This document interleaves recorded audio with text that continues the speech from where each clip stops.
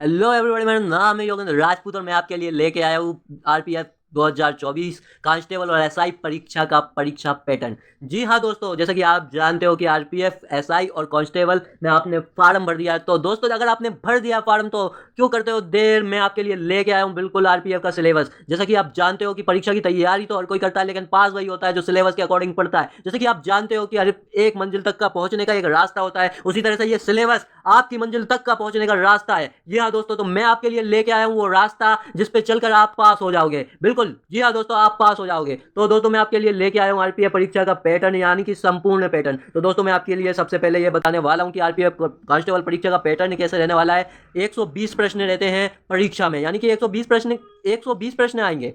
120 exam में प्रश्न आएंगे जो जिसका आंसर आपको देना है मात्र 90 मिनट में। सोचो, 120 प्रश्न और 90 मिनट, तो कितना टाइमिंग लेना है आपको। सोचो, आपको एक प्रश्न के लिए कितना टाइम चाहिए। मतलब काफी काफी तेजी से आपको प्रश्नों के उत्तर देने हैं, और फिर सारा सारा का सारा पेपर भी तो पढ़ना है। जब आप पेपर पढ़ोगे, कैसे आप पेपर पढ़ोगे, कैसे क्या करोगे, इसलिए आपकी टाइमिंग बहुत महत्वपूर्ण है दोस्तों। अगर आप आज आरपीएफ कांस्टेबल की परीक्षा की तैयारी कर रहे हो तो दोस्तों आप लगाइए टेस्ट। जी हाँ दोस्तों, आपके लिए जरूरी है सबसे पहले टेस्ट सीरीज, जो मैं आपके लिए भविष्य में लेके आने वाला हूँ। जब आप टेस्ट दोगे, बार बार टेस्ट लगाओगे, तो आपकी एक स्पीड बनेगी जिससे आप आसानी से एग्जाम को क्रैक कर लोगे। उसी के साथ में आपको RPF constable exam pattern 2024 constable परीक्षा पैटर्न कुछ इस तरह से रहने वाला है। आरपीएफ कांस्टेबल 2024 परीक्षा में 120 प्रश्न है, प्रत्येक प्रश्न 1 अंक का है। प्रत्येक गलत उत्तर के लिए 1/3 की नेगेटिव मार्किंग भी लागू है। उम्मीदवारों को अपना पेपर पूरा करने के लिए मात्र 90 मिनट यानी कि 1 घंटा 30 मिनट दिया जाएगा। कांस्टेबल आरपीएफ परीक्षा का पैटर्न में सामान्य जागरूकता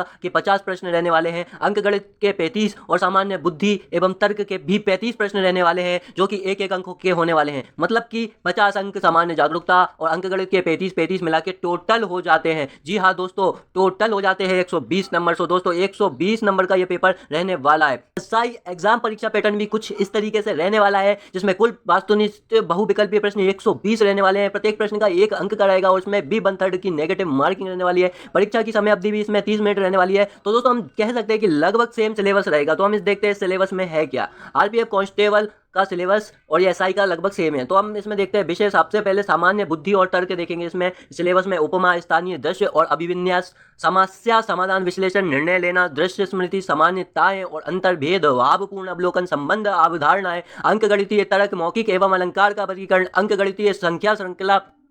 चलो हम देखते हैं अंक गणित में क्या क्या आने वाला है। अनुपात और समानुपात, परसेंटेज, औसत, लाभ, हानि, सरलीकरण, दशमलव, डेटा व्याख्या, भिन्न, एलसीएम, एचसीएफ, छूट, सरल एवं चक्रवृद्धि ब्याज, क्षेत्रमिति, समय, काम, दूरी, बीजगणित, क्षेत्रमिति, संभावनाएं, त्रिकोणमिति, डेटा पर्याप्तता, तर्क, डेटा व्याख्या, ज्यामिति। और उसी के साथ हम देखेंगे सामान्य जागरूकता में क्या कौन से कंटेंट पूछा जाएगा। सामया की सामान्य ज्ञान, समाज शास्त्र, भारतीय कला एवं संस्कृति, भारतीय इतिहास, भारतीय भूगोल, राजनीति। अगर आपने इतना पढ़ रखा है तो आप बिल्कुल तैयार है एग्जाम देने के लिए। और उसी तरह से हम एसआई का सिलेबस देख लेते हैं साथ में। इसी के साथ हम देखते हैं एसआई का सिलेबस क्या रहने वाला है। सामान्य बुद्धि और तर्क में पाठ्यक्रम में मौखिक और गैर मौखिक तर्क, उपमा, सामान्यताएं, मतभेद, अंतरिक्ष, विजुअलाइजेशन, समस्या को सुलझाना, विश्लेषण, प्रलय, निर्णय लेना, दृश्य स्मृति, भेदभाव, अवलोकन, संबंध, अवधारणा, अंकगणितीय तर्क, मौखिक और चित्रा वर्गीकरण, अंकगणितीय संख्या श्रृंखला आदि।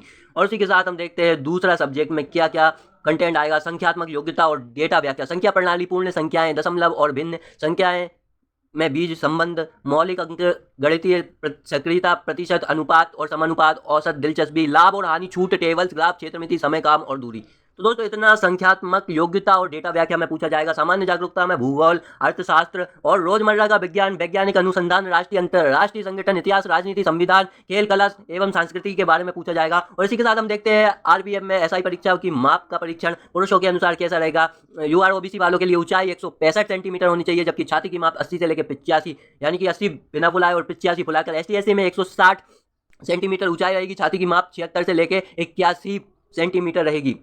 और आदिवासियों में 163 ऊंचाई और छाती की माप 80 से 85 रहेगी। उसके साथ हम देखते हैं महिला उम्मीदवारों के लिए इसकी माप क्या रहेगी। महिला अभ्यर्थियों के लिए आरपीआई एसआई बीएमटी में पहले हम देखेंगे वर्ग ऊंचाई में। यूआर ओबीसी में 157 सेंटीमीटर ऊंचाई रहने वाली है। एसटी में 152 और गढ़वाली, गोरखा, मराठा और ये आदिवासियों के लिए 155 सेंटीमीटर ऊंचाई रहने वाली है। दोस्तों, thank you for watching my video. अगर आपको बनना है एसआई या कांस्टेबल तो कर लीजिए। मेरा ये पीडीएफ डाउनलोड ये आपको टेलीग्राम पर मिल जाएगा और लग जाइए तैयारी में। Thank you, keep learning and watching and like my channel and subscribe my channel.